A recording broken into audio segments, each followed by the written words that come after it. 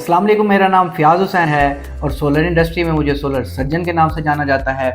आज मैं जिस टॉपिक पर बात करने जा रहा हूँ वो है लॉन्जी सोलर के मुख्तलिफ वेरिएंट इस टाइम मार्केट में आ चुके हैं, जिसमें लॉन्जी हेमो 6 है, X6 है, 7 है, 8 है, 9 है और इसी तरह 10 है।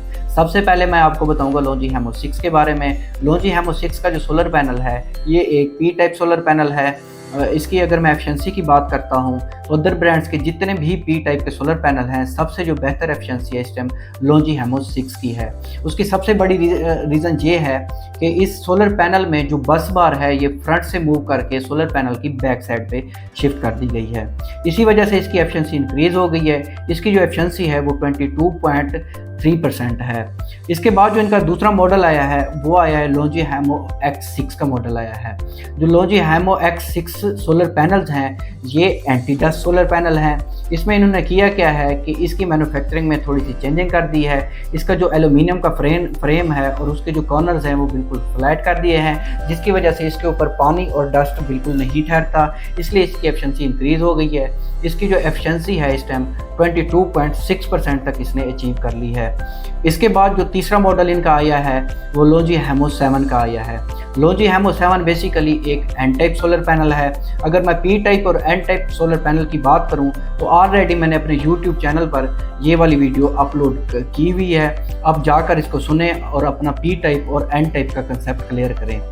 अब जो लॉन्जी हेमो 7 की एफिशिएंसी की बात करूं तो ये इस टाइम 22.8% तक ये अपनी एफिशिएंसी अचीव कर चुका है। इसके बाद लॉन्जी सोलर ने हेमो 8 के ऊपर वर्किंग की है। हेमो 8 में बेसिकली इन्होंने HJT टेक्नोलॉजी इंट्रोड्यूस कराने की कोशिश की है। जब लॉन्जी सोलर ने इसके ऊपर प्रॉपर वर्किंग की है और मुख्तलिफ कैलकुलेशंस की हैं तो उन्हें पता चला है कि जो HJT टेक्नोलॉजी है इसके साथ अगर सोलर पैनल बनाए जाएँ तो ये एक महंगी टेक्नोलॉजी है। इसके अंदर जो इक्विपमेंट और मशीनरी इस्तेमाल की जाएगी वो काफ़ी महंगी है, इसलिए हमारे कस्टमर के लिए ये काफ़ी नुकसान होगा और इसमें कस्टमर की बचत नहीं होगी। अगर HJT टेक्नोलॉजी की मैं बात करूं तो ये वाली वीडियो भी, इसके ऊपर वीडियो भी मैंने अपने YouTube चैनल के ऊपर अपलोड की हुई है। इसके बाद लॉन्जी सोलर ने हेमो 9 के ऊपर वर्किंग की है। हेमो 9 जो है ये एक एन टाइप सोलर पैनल है जिसकी चर्चा इस टाइम मार्केट में काफ़ी ज़्यादा हो रही है। अब जो लॉन्जी हेमो 7 सोलर पैनल है उसमें जो सिलिकॉन वेफर्स इस्तेमाल किए गए हैं उससे जो नेक्स्ट लेवल के सिलिकॉन वेफर्स हैं उसकी टेक्नोलॉजी बेसिकली इसमें शामिल की गई है, जिसकी वजह से इसकी जो एफिशिएंसी है 24.8% तक इन्होंने अचीव कर ली है। और ये लॉन्जी सोलर के लिए एक बहुत बड़ी कामयाबी है।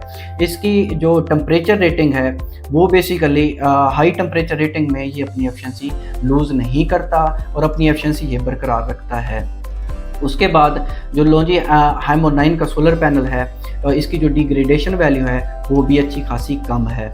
इस टाइम जो लॉन्जी हेमो 9 ने सोलर पैनल मैन्युफैक्चर किए हैं वो 660 वाट से लेकर 680 वाट तक के सोलर पैनल बनाए हैं।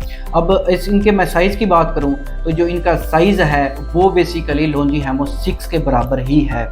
इसमें जो सबसे बड़ी बात हुई है कि दुनिया के जितने भी टॉप लेवल के सोलर मैन्युफैक्चरर हैं उन्होंने बेसिकली आपस में एक मीटिंग की है कि हमारा एक कम से कम मॉडल ऐसा होना चाहिए जिसका साइज़ सेम होना चाहिए, ताकि जो हमारे कस्टमर हैं उनको मुख्तलिफ स्ट्रक्चर यूज़ ना करने पड़ें और सेम स्ट्रक्चर के ऊपर चाहे वो लॉन्जी हेमो 6 है, 7 है, 8 है, 9 है या 10 है उसके ऊपर वो इंस्टॉल कर सकें। अब जो जितने भी अदर ब्रांड्स के सोलर पैनल हैं वो जो अपनी एफिशिएंसी क्लेम करते हैं कि जो हमारा सोलर पैनल है वो 86% तक अपनी पावर देता है। इसके बाद जो हेमो 9 है वो ये क्लेम करते हैं, लॉन्जी वाले ये क्लेम करते हैं कि ये 90% तक अपनी एफिशिएंसी 90% तक अपनी पावर बना सकता है। इसके बाद ये वाला जो सोलर पैनल है ये एक बायफेशियल सोलर पैनल है। अब इसके बाद जो इन्होंने लास्ट वाला मॉडल इंट्रोड्यूस कराया है वो है लॉन्जी हेमो 10। हेमो 10 जो सोलर पैनल है ये एक मोनोफेशियल सोलर पैनल है। बाकी इसके जितने भी की फीचर्स हैं वो लॉन्जी हेमो 9 की तरह ही हैं और इसमें बाकी कोई चेंजिंग नहीं है। अगर लॉन्जी हेमो 9 और हेमो 10 के फ़र्क की बात की जाए तो सिर्फ मोनोफेशियल और बायफेशियल का फ़र्क है, इसके अलावा कोई फ़र्क नहीं है। दोनों की जो एफिशिएंसी है वो 24.8% तक की है। उम्मीद करता हूँ आपको ये वीडियो पसंद आई होगी। अपनी दुआओं में याद रखिएगा। अल्लाह हाफिज़।